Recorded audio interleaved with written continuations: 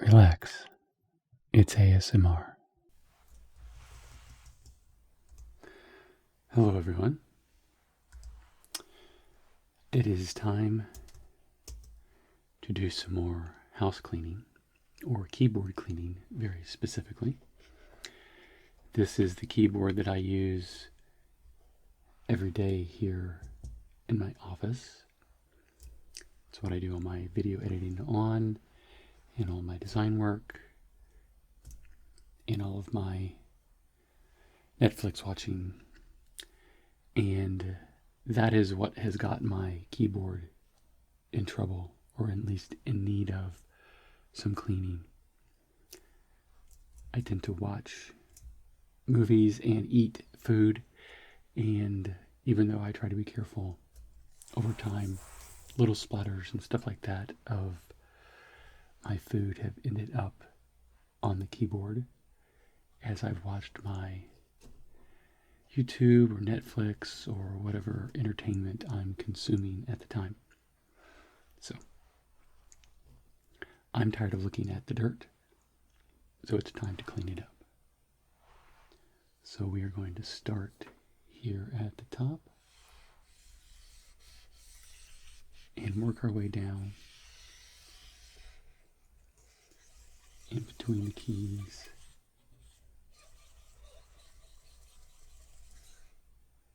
Getting up all the grimy dirt that tends to accumulate on anything that we use often.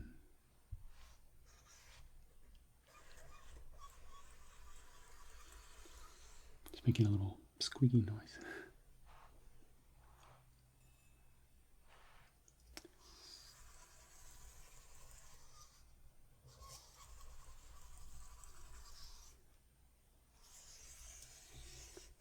I've had this keyboard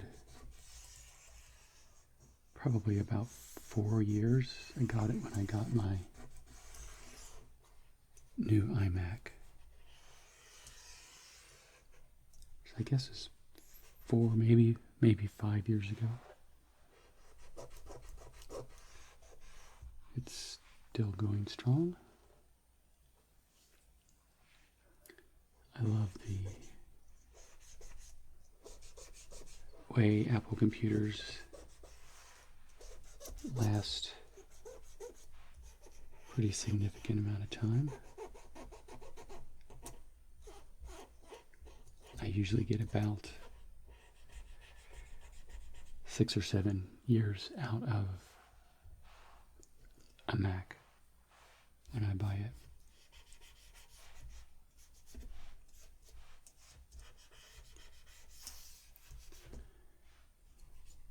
And this one seems to be doing just fine. I may get 8 or 9 years out of this one. Because at a certain point in time, computers are powerful enough to run most of the things you need them to run. Things like video editing and photo editing and even 3D design. You only really start to get into difficulty when you are rendering some of those things out.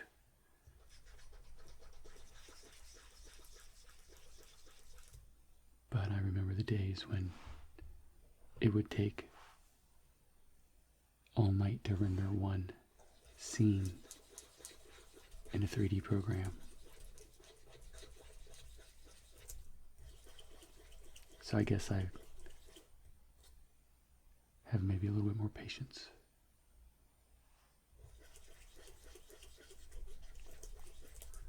But I don't do much intense 3D design work anymore, so it's not that big of an issue. And honestly, most of my work is starting to shift to my iPad, which I enjoy using. I think I've mentioned that I use my iPad for all of my 3D printing design, CAD work. A program called Shaper is really neat.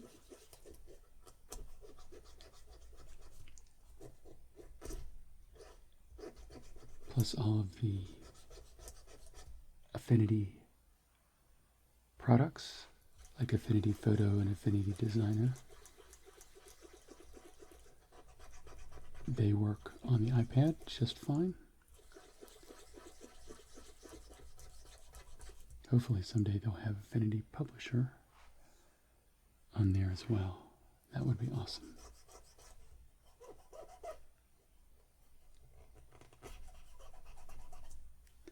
Seems to be a little piece of dirt right here. There we go. Right on the edge of the keys. Come on. Get off of there. There we go.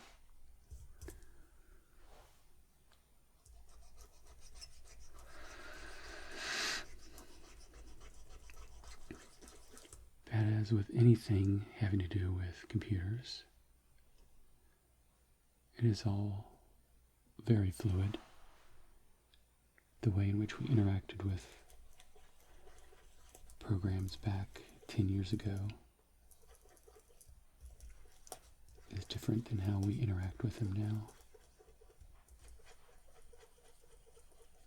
I don't know if I had to go back in time and work with those programs, if I could even do it. Specifically when it comes to things like dark mode. Back then, all the programs were bright white. You couldn't change the screen to dark. And I use dark mode pretty much exclusively. I was kind of skeptical about it when the Mac OS came out with it system-wide, because I always associated the darker screen in Windows with Pro apps.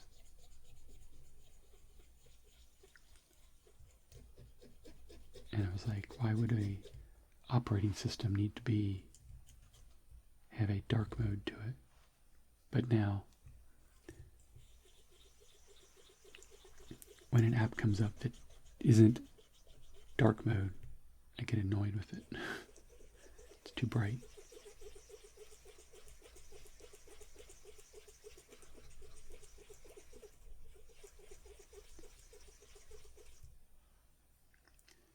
And it definitely saves energy, saves your pixels, not pumping through quite so much light through them.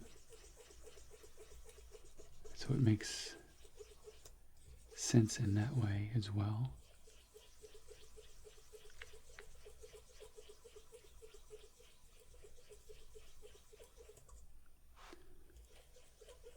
So when it comes time to replace my Mac, I may seriously consider just replacing it with a nice large iPad Pro or something. I don't know. It's definitely in the back of my head. When the time comes, I will give it serious consideration.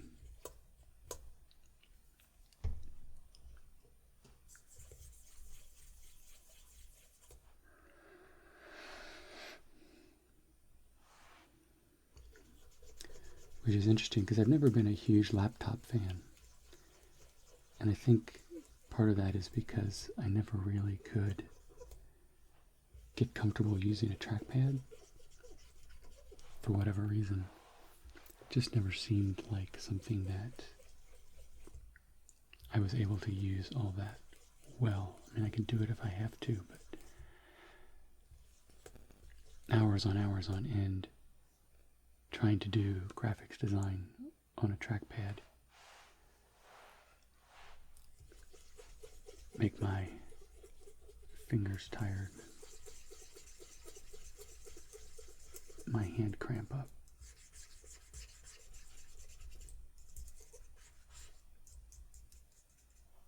But I definitely like the interacting with an iPad with the Apple Pencil.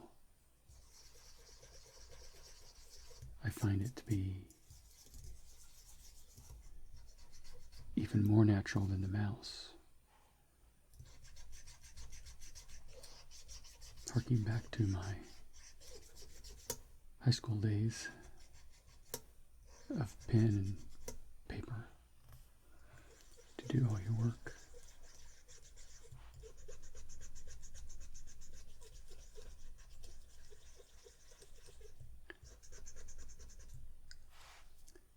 I have thought about purchasing a external keyboard for my iPad. Now that I am doing more writing, I'm using a program called Scrivener, which is an amazing program that helps you organize your writing into different folders and research and background. I may have talked about this before on one of my recent videos.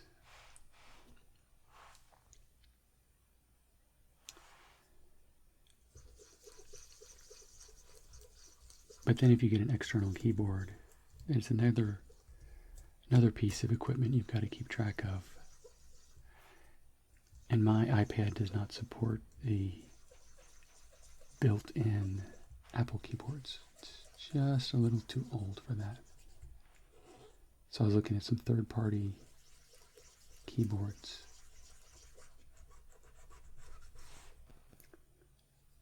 But right now, the compactness of my iPad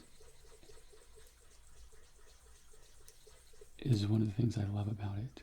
I just have the iPad and a thin cover over the top of it, and a thin protecting on the back that also holds my pencil. I think I should probably do a new what's on my iPad. See the last time I did a video like that. But I think just getting an extra keyboard would just make it really clunky. And I don't mind using the on-screen keyboard when I'm writing. So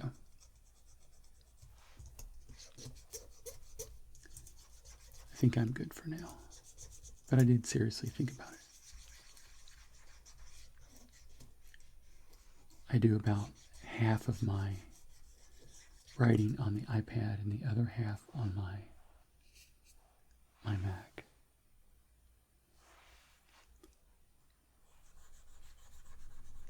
I have been working through the timeline of my book that I'm writing. I'm about halfway through that. It's kind of a detailed summary / timeline of everything that happens in the story. And it's really helping me to make sure that I keep everything straight. Like what happened when, especially in some of the more action-driven parts of the book. It helps you remember who knew what when and who was taking what action when.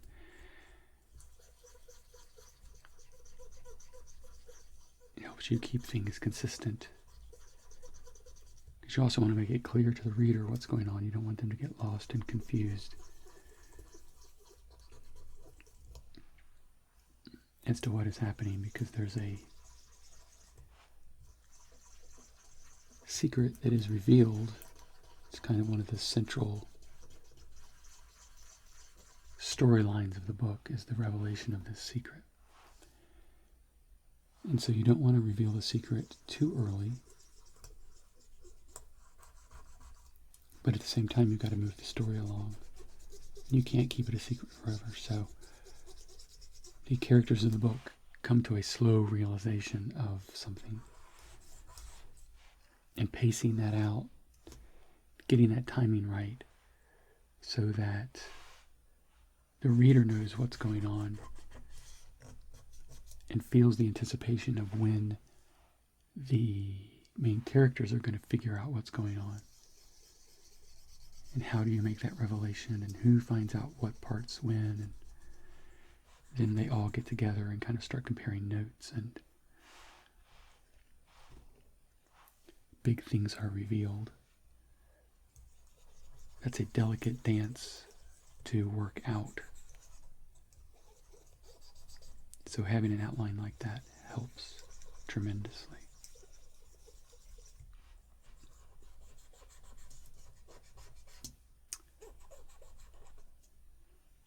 And I have also been writing stories for my second YouTube channel.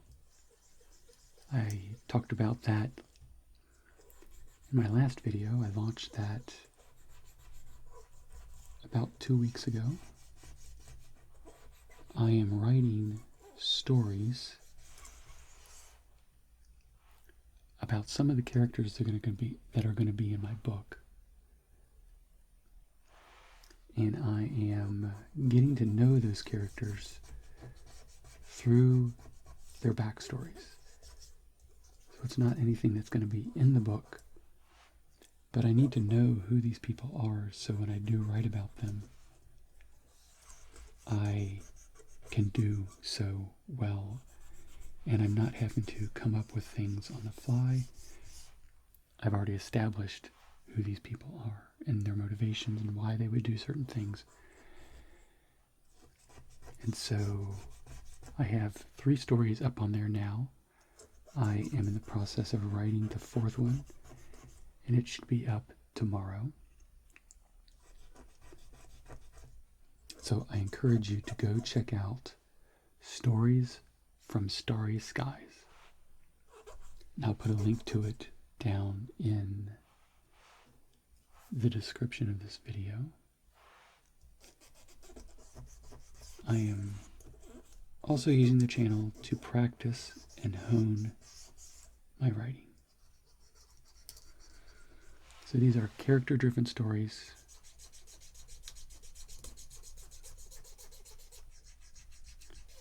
And I read them out in a relaxing, calm manner,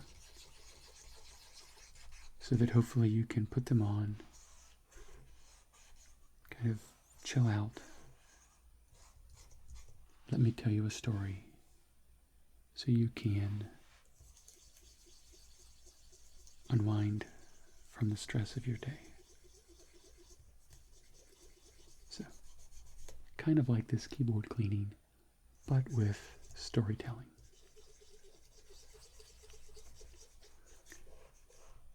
I plan on releasing at least 1 story a week. I have so far written about 3 characters in the book, and I have the 4th character almost completely written. And I'm really excited about this story because even though I didn't intentionally plan it this way, when you read my book, if you've also listened to the story, you will get an inside joke in the book. So that's kind of cool. It'll be kind of like an Easter egg. It wasn't until I was kind of wrapping up that section and then thinking back into the book, I was like, oh yeah, that all makes perfect sense. That'll be really fun to put in the book. So, even though the scene in the book is just kind of a brief interaction between 2 characters, I'm leaving it in because if you are following Stories from Starry Skies and you read my book, you will know what I'm talking about and the significance of what is said and what is asked.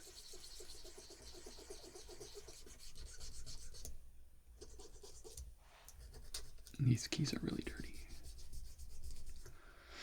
So, please go check out that. I'm really happy to be able to share this creative process with you all. And I'm becoming more confident in my writing. You will notice that my stories are getting progressively longer, so I'm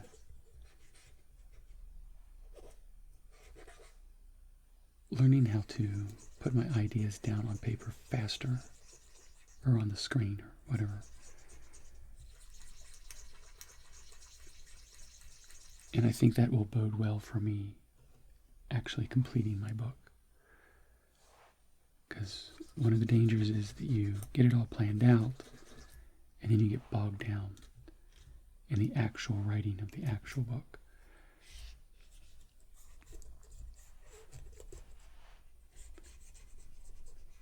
But I enjoy writing. I'm discovering that again. I haven't done a whole lot of, other than my thesis paper, kind of helped get me back into the habit of writing. But that's a very different type of writing, but it's still a discipline. So I think pretty soon I will be able to consider myself a writer, not just someone who wants to write, but someone who is actually actively, consistently writing things.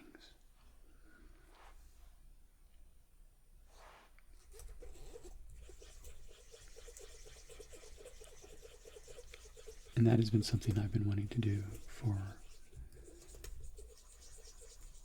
a very, very long time. I minored in creative writing in college.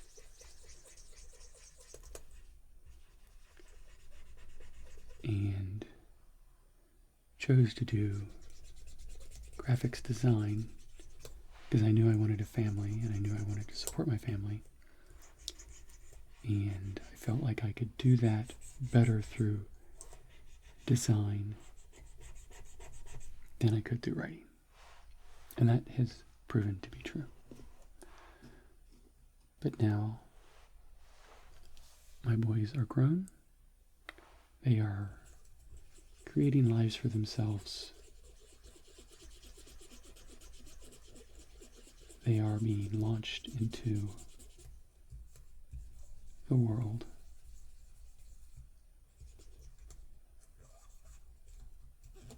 And I can focus on other things.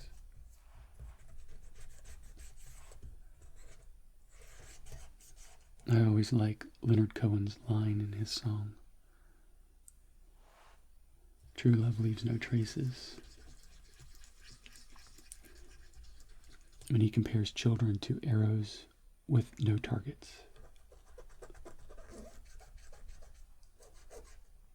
And I always think how appropriate that is, that as parents we prepare our children to launch them, and we can try to aim and try to encourage and try to make sure they have everything they need to be successful. But in the end, once they are launched, where they land is out of your control.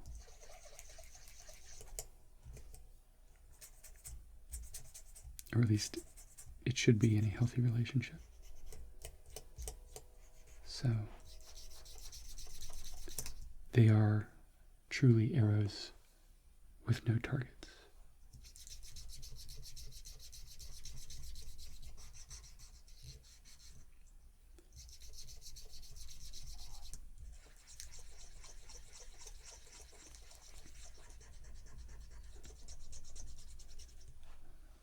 I also like to think about them as poems that are writing themselves.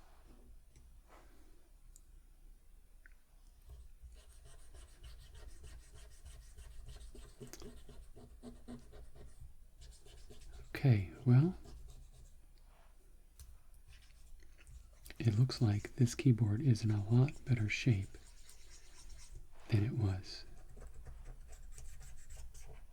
I don't feel quite so gross looking at it. Like, ugh, what am I doing here? I'm a monster.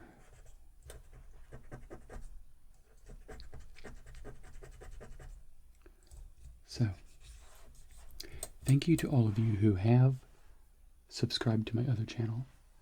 I am enjoying reading your comments and seeing the channel start to take off.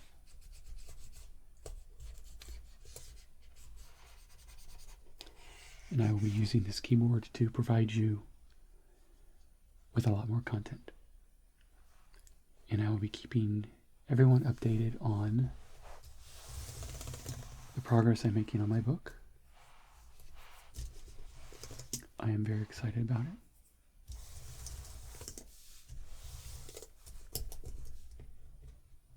And even though it is probably quite a ways away from actually seeing the light of day, it has to start somewhere. And since I consider you all as some sort of extension of my family,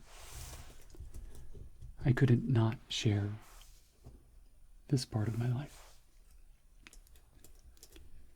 And I'm glad that I'm able to share some of the actual writing and character development and stuff like that with you. So thank you all for watching.